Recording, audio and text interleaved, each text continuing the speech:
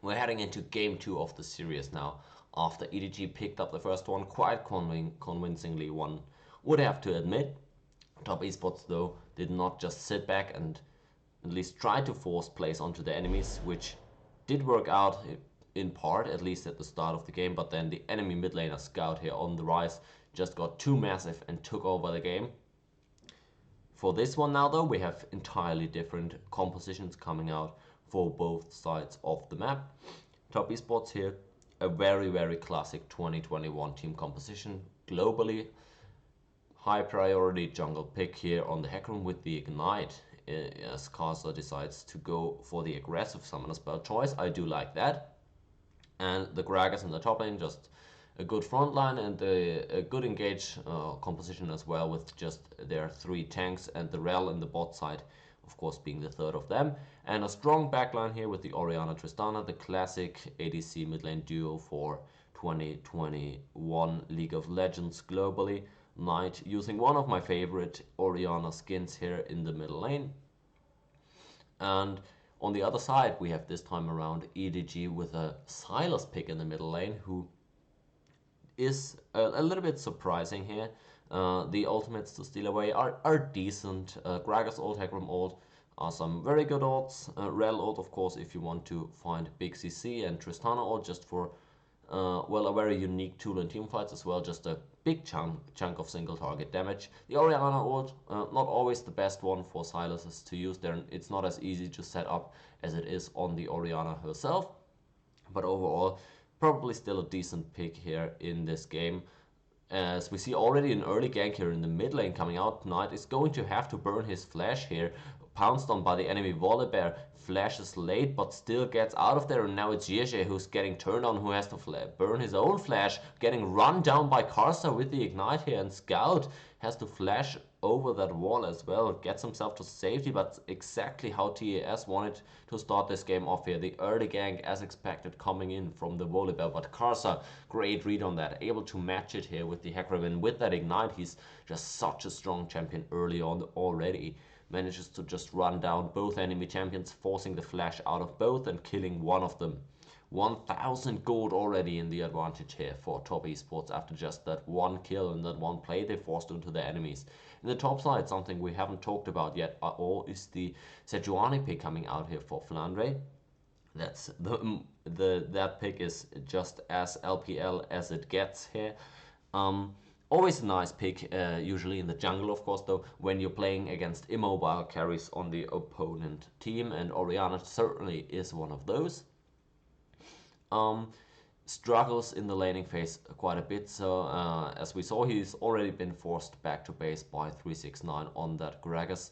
Therefore, Hecarim was able to invade the top side of EDG here, and just because that top lane got so, well, outlaned early on, which is not necessarily the player's fault, but just, well, how the matchup probably goes.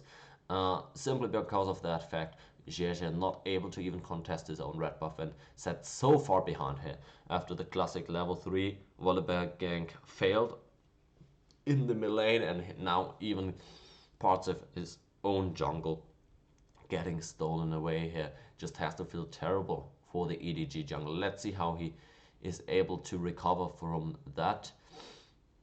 So far, so good though for the side of Top Esports. In the bottom lane, again, we have the Tristana versus Kaiser matchup. Although both teams have switched sides, the bot lane AD carries have stayed the same for both of them. Also, Zhou again on his Rel. Not looked too convincing in the first game, didn't manage to really pull off any favorable plays there. But again, actually, even with the Alistar, we have the exact same botlane matchups coming out from both sides. The only thing about the draft that stayed the same as in game 1. All the other champions are new ones, and it's always exciting to see when you have teams adapting from each game to the next, which is something that, especially in Western regions, teams have been criticized of doing, is, well, not being adaptable enough in those best of fives. These two teams, though, already showcasing that they are more than willing to pull out some things out of left field, if you will, here. For the top lane matchup, it's still looking like the Gragas can just exert complete control of over the enemies. Sejuani now gets The wave sort of frozen on his side of the map, and even manages to delay the backport here coming out from Flandre even more. Wave's not looking like it's actually going to freeze, but Flandre is still going to lose a few CS here in that lane. Good job by 369 punishing that matchup early on so far. For the mid lane, after this disastrous level 1, level 2 engagement, Scout sat behind by quite a big margin. I wouldn't even fault him for that. He actually was just a poor play to go for. Well, not a poor play. They did force the flash out of the Orianna, but they did go too deep for it and got punished by the enemies in a very well decisive fashion. So more so props to the side of top esports for that, but still it's a 15-16 CS gap here in the middle lane for the Orianna, who's going to feel so much more secure and comfortable in that lane now against the enemy Silas, which is usually one of those champions that you want to get an early lead on to just terrorize the enemy mage. As it looks now though, with the Mercury threads picked up by the side of Knight, this mid lane is going to be that much more difficult to gank. He even has his flash back up already. Karsa makes his way into the top side with level 6 and ultimate available for both the top lane and the jungle here on top esports. This is very much a feasible dive, but they're probably going to have to respect the level 6 on the side of Flandre as well. Flandre decides he has to back off this turret now, still gets flung back by the enemy Hecarim, but no chase coming through means he just takes some damage here from Karsa and has to drop another wave into his top turret. Plating picked up by 369, and this entire cannon wave now is Flandre getting zoned off of. In the meanwhile though, EDG get some stuff back for themselves in the bottom side, pick up that first dragon of the game. A cloud dragon here should be a relief for them, since it's not gonna just be another cloud soul at least. Orianna ult stolen away in the middle lane here by the hands of Scout. Not finding any meaningful all-in though, and we still see this huge stacked up wave here in the top side, just hammering away at the turret. Another plating dropping. That's probably good for Flandre, considering the fact that there's no player on top esports around to collect the bounty for that. EDG getting caught out in the enemy jungle here now as Jeje tries to get a red buff back, but it's just so deep without any of his laners supporting him. That's just one of those play where, well, that just looks desperate at this point already for the EDG jungler, going into the enemy jungle without any support of his own laners, and just gets found out instantly, taken out, and still level 5 on that Volibear. Not even able to threaten any dives across the map with his ultimate yet. It's just a free early game at this point for top esports. 2000 gold up for them now at this point, 9 minutes into the game, and while that first dragon has been picked up by EDG, the fights so far have all gone in the favor of top esports. This skirmish in the middle lane looking a little less positive for them though. Karsa still gets his way out of there.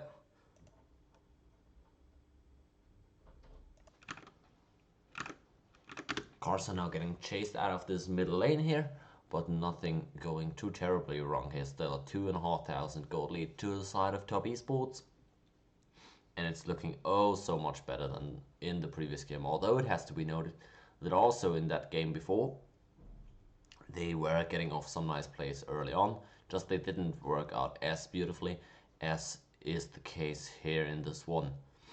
Still, it's only the Volibear on the side of EDG who's really irredeemably far behind. The top lane, of course, is a big CS gap here of 25 minions, but it's still a tank on the side of the Sejuani, so she's gonna provide some value. And of course, in the middle lane, it's also a 3 minion waves gap between Scout and Knight, but this Silas is at least going to be scary in terms of the ultimates he's going to be able to steal. Bottom lane dive coming out on towards Jackie. It's Mako who picks up the kill. Nicely played with the turret deactivation here from Jeje, but unlucky that the ignite from Mako is actually what finishes off Jackie here. So this kill could have been, well, better distributed. It's actually smart from Jackie not to cleanse the ignite there, because if he does that, the enemy team could, well, give the kill to somebody that is not the Alistar. and like this he at least manages to give the kill over to somebody that is not going to be able to do a hell of a lot with it. Still sad for him to lose out on a bunch of those minions that must have went into the bot turret after he got killed. A play attempted onto Scout in the middle lane here, but TS decided to call it off in fear of retaliation on the hands of EDG, which of course would have come here as JJ and Mako were already quite nearby. A teleport play now attempted by Scout, who needs to get back to his lane. Either way, not going to be able to find any engage angle here so far. Okay, let's assess the situation. It's Dragon number 1 picked up by EDG and the second one coming up shortly. If they were able to pick that one up, that would give them a great avenue back into this game. As it stands now though, with both the carries not necessarily behind the enemies, it's not like the game was irredeemably turned against them. Surely though, this Hecarim with 2 kills and the Ignite at his disposal is going to be the major factor now for the next few skirmishes wherever he is. It's going to be very hard for EDG to either get away from him with the ultimate and the chem tank completed already for Karsa, or even kill him because of well set itemization choice and the tankiness that this Hecarim already has.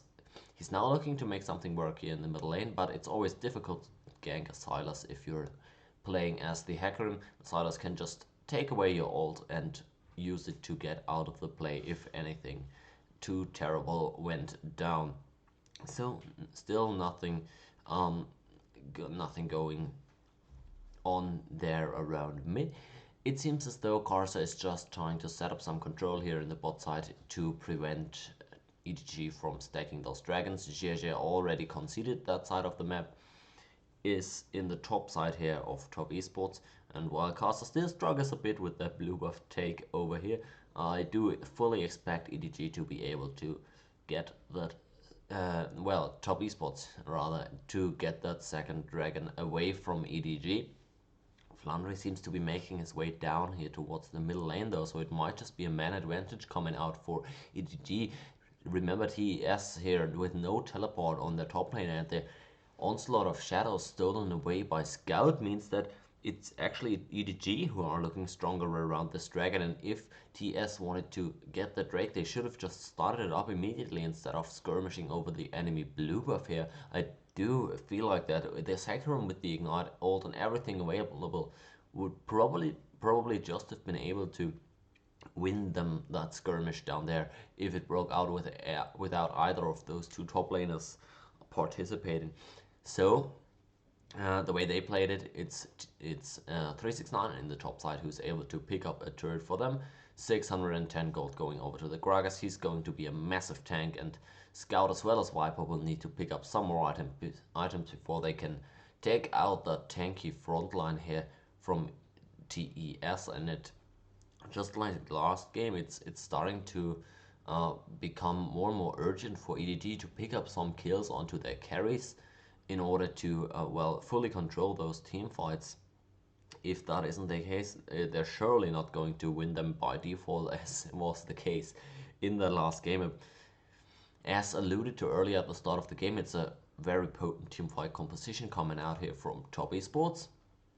Therefore, if they're not too far behind on their carries, they can always manage to pull off a big combo or just straight up find properly front to back and pick up a team fight victory here tonight, getting made a play on in the mid lane, and again it's Mako who picks up the kill.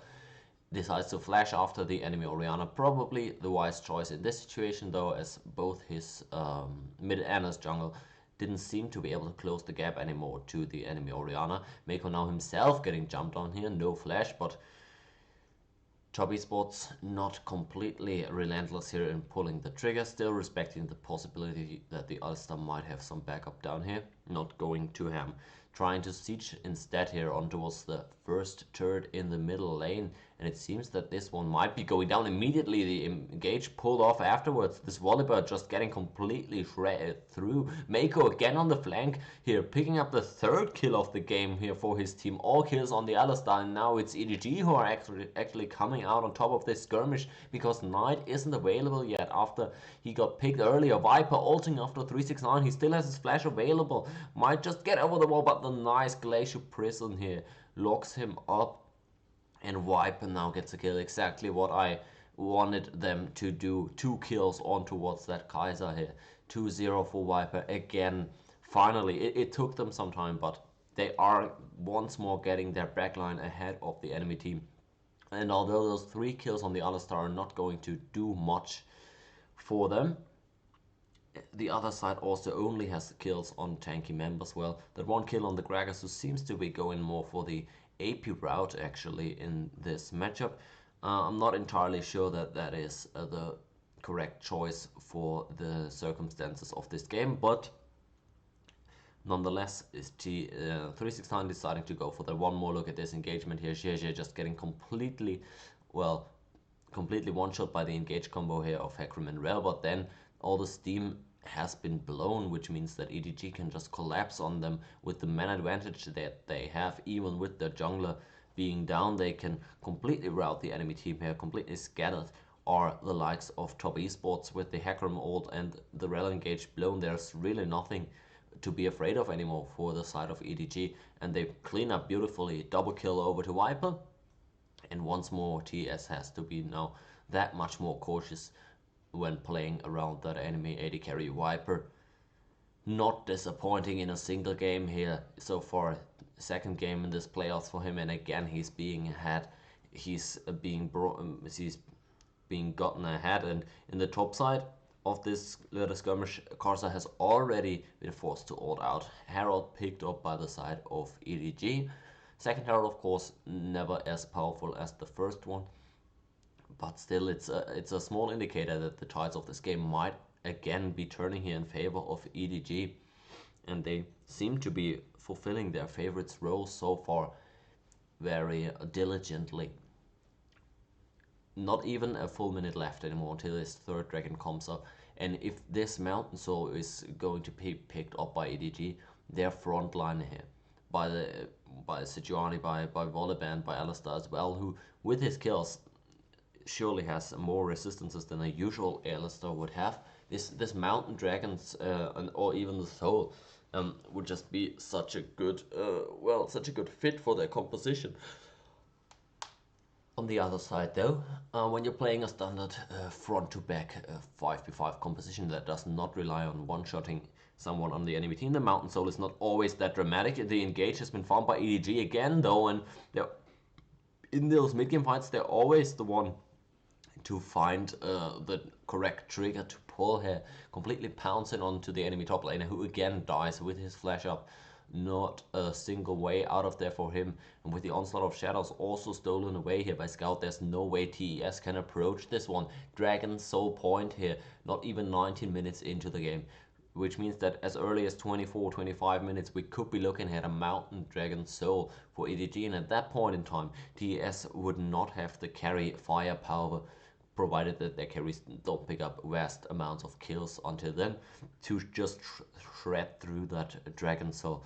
Here, I'm not quite sure what 369 was looking for here. He's not a tank. He's not tank rugged. He's an AP melee threat. Therefore, he can't just be stepping up like that, and especially not when his team is not nearby to punish the enemy engagement. 369 just drops there, and even though he was so far ahead in that laning phase, Flandre now has completely equalized that CS gap and is now in fact at least even with his opponent, and providing so far at least much more value in those team fights than is the Gragas on the opponent's side. I'm not sure that TES are going to be able to stop that momentum slowly shifting over to the side of EDG. There's still about 1000 gold up in the lead. Karsa now, he has snuck into a flank position and might just be able to pounce onto Viper, but with 3 members of EDG being stacked up there and them suspecting that something might be going on already, They wisely pull out of the situation, and the EDG just so carefully play around the enemy flankers, and now caught up is 369 in that flank position. Now this time around finally able to flash out of there, and that was such a nice setup here from TES, sneaking their Hecarim to the top side and their Gragas into the bot side of the map, and trying to find a double flank that way onto Viper maybe. But again, EDG just smelling what's coming and beautifully punishing the map setup that was chosen by TES. Now a teamfight might be breaking up either way, breaking out rather, 5 people on both sides, but Mako already on half HP. Now finally is getting forced to engage here, but dropped down first. Show on the other side drops himself, and the Orianna Shockwave only fights one member. Kasa's ult does the same thing, and therefore EDG are still not broken here in their formation. Half HP on Scout as well as Flandre, but still 4 members for both sides. Only the supports are missing here, and it seems as though TES are actually the ones who are coming out as the strategic victor of this battle. Now force out EDG towards the side of the map, and I like how conservatively EDG are playing this one. They are not going for crazy plays, not trying to push the advantage that they have onto the on their carry members now too relentlessly, but instead they're picking fights smart, and when they're not completely sure that they're gonna win, they don't push the envelope any further. Jakilov now trying to get the enemy red buff on his own here, getting forced his flash, and that's just one of those small things that I was alluding to in game 1 already. Whenever TES reach too far and allow small mishaps to happen, not quite realizing how close the enemy is already, not quite respecting the responses coming out of EDG. Although TS is in every game so far the more proactive team early on, and then always looking to set up plays, it's EDG with the correct punishments and the smarter responses who always come out ahead on those mid lane skirmishes, those mid game skirmishes rather. We need to see some shift in strategy right now for TES, because at this current rate they're simply not finding anything that works for them. Whenever they try to set up for vision around objectives, they get caught out. Whenever they try to sneak into flank positions, they also have been getting caught out, and EDG just respecting their opponent's ranges, so to speak, not liable to getting caught out all too easy so far. It's looking good for them, although they're still 2,000 gold behind. They are now trying to set up a trap themselves for Top Esports, as this 4th dragon that could already be the Dragon Soul here for EDG is about to spawn. Top Esports need to finally get one of these dragons for themselves. They need to finally put a halt to this dragon stack and going on here by EDG. But so far it's still the red team controlling the riverside vision and the entrances to that objective.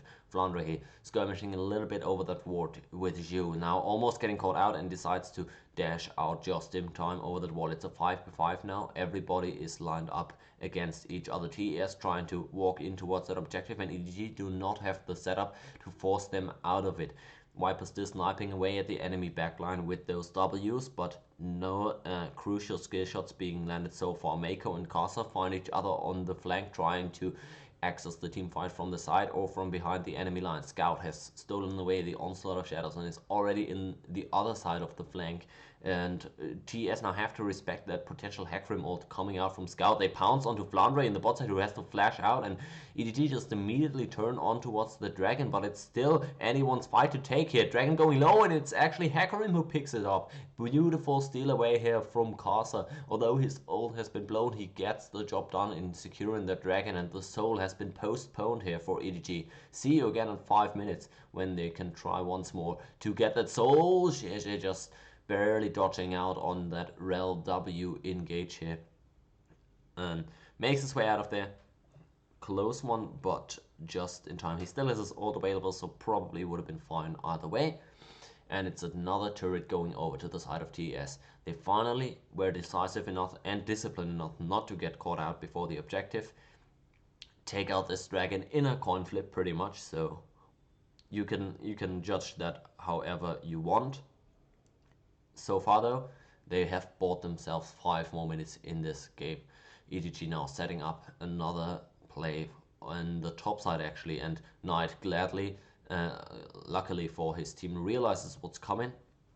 They had just enough vision to spot out what EDG was up to and gets his teleport blown, which for a mid laner that is not going to look to side lane in this game is not the worst thing in the world. He can afford to use it a little bit more freely. We see once more this blast cone here coming in, and oh my lord, he just gets headbutted out at the last second by Mako, but not in early enough to prevent Karsa from getting into smite range of that dragon.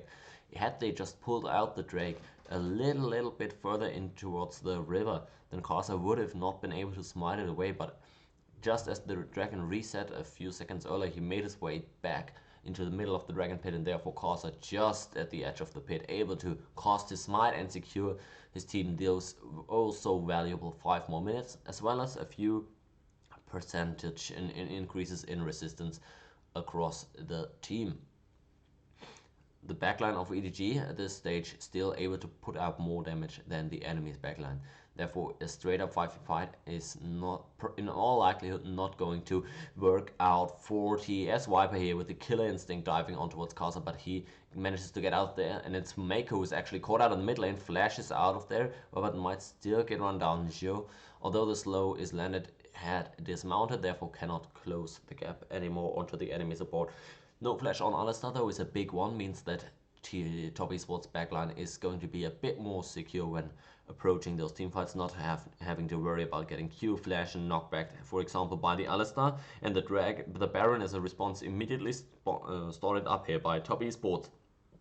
GSJ now slowly approaching from his own base, and Knight on the flank might just get caught out here by the enemy Volibear. Flash available for the Orianna as he's now getting turned on. Viper lands, flashes still into the shockwave, but Knight is getting taken out, while on the other side of the map it's a trade-off for the top laner here. Flandre getting taken down by the hands of Jackie, but it's a 2-for-1 as the Rel was also taken out in the meantime. And now it's EDG who are actually looking to turn from the Baron and force something onto Top Esports. Jackie still alive here. What can he do to try and prevent this Baron Dragon? It's this Baron take. It's not looking like he can do a whole lot, but TES have yet refused to let it drop completely. They're still trying to approach the objective. 5,000 HP remaining, and it's still both junglers alive. It's still anyone's Baron Nashor, and they're trying to flip it once more. The first smite flip was won by Karsa. The Baron is already low, 1500 HP. They're trying to burst down Karsa, and it's secured by GG this time around. Jacklove has also been taken out already in the meantime, and another kill over to Mako onto Karsa means that now it's only 369 on the run for Top Esports, and 2 kills plus the Baron now firmly puts EDG in control of this game. Although the goal is still even, the momentum, the Drakes, the Baron, everything's going towards the side of EDG, and it's just going to be, it's going to be so tough for TES. They have to feel such pressure on themselves now. Second time around where they were the more proactive team early on. This time around coming out way ahead in terms of gold of the early game and punishing so hard early, but still not able to pull the lead over the finish line cleanly at least. And now once more on the back foot of this game, so close to the Baron actually being smitten away here by Karsa, but it was not quite enough. 48 HP separated him from that steal. EDG, we can see here, 13-3 in the regular part of the season. It finished in rank 2. And with the rank 1 team from this season already knocked down into the losers bracket, you would have to imagine that they are now the favorites to make it through that winner bracket into the finals, the highest remaining seed. If they finish out this game, it's only 1 more win. They would need to face off against FPX in that semi-final. But first things first, we are skirmishing over this next Dragon Soul. Great attempt of an engage here from EDG. Jackalove has already been wanted, and I don't see a realistic scenario for TES to win the fight anymore. Knight on the backline doing his best, but getting CC'd up and taken down by the enemy Hecarim ult here at the hands of Scout. Such a powerful tool for any Silas player is that Hecarim ult. Time and time again in those team fights, finding his way onto the enemy carries. Jackalove just without his flash being blown up immediately, nothing he could do about that. And finally it's the Dragon Soul as well going over to EDG. 1 more minute left with that Baron buff. The other dragon spawning in about 6 minutes. And this is looking like a game 2 victory for EDG already. Not only the momentum, but also the gold lead and the Dragon Soul have now gone the other way for TES Esports. I can't imagine what they feel like at this stage in the game. What if you're trying to imagine what you would talk to your teammates about at this point. You know, you won those 2 early games and you're still getting taken out in every mid-game skirmish. You can't seem to find better setups than the enemy team, and your carries seem to always just explode in the team fights. What do you change up for the 3rd game? We see once more here, beautiful flank from the Q flash here coming out of the Sejuani, and Jekyll, before even being able to cast his rocket jump, gets immediately one-shot here. Scout with a beautiful Hackrim ultimate onto 3 members, picks himself up 2 kills as well. And we see once more EDG catching out some enemy members here in the middle lane. Zhu just barely getting away out of the shockwave picked up by Scout. Is probably not most intimidating ultimate, but Mako flashes in onto the enemy carry line. Karsa still alive though. Viper picks up the 1st kill of the fight, and Jakilov is about to be taken down as well. Mako drops in response, but it's still 4 members alive for EDG. They might just be able to finish off the game here. Knight flashes away, and Scout trying to go for the flash ultimate whiffs, might just go down, but he instead dives 1v2 under that inhibitor turret, picks up both kills onto Hackrim and the Orianna. It's an ace, and it's the 2nd game victory here coming out for EDG. They're moving to match point, and if they win one more game, they are the ones facing FPX in that semi-final and fighting for a spot in the spring split finals to send themselves to Iceland. 2-0 up. Let's see what TES can bring in that 3rd game to try and turn the tides of this series.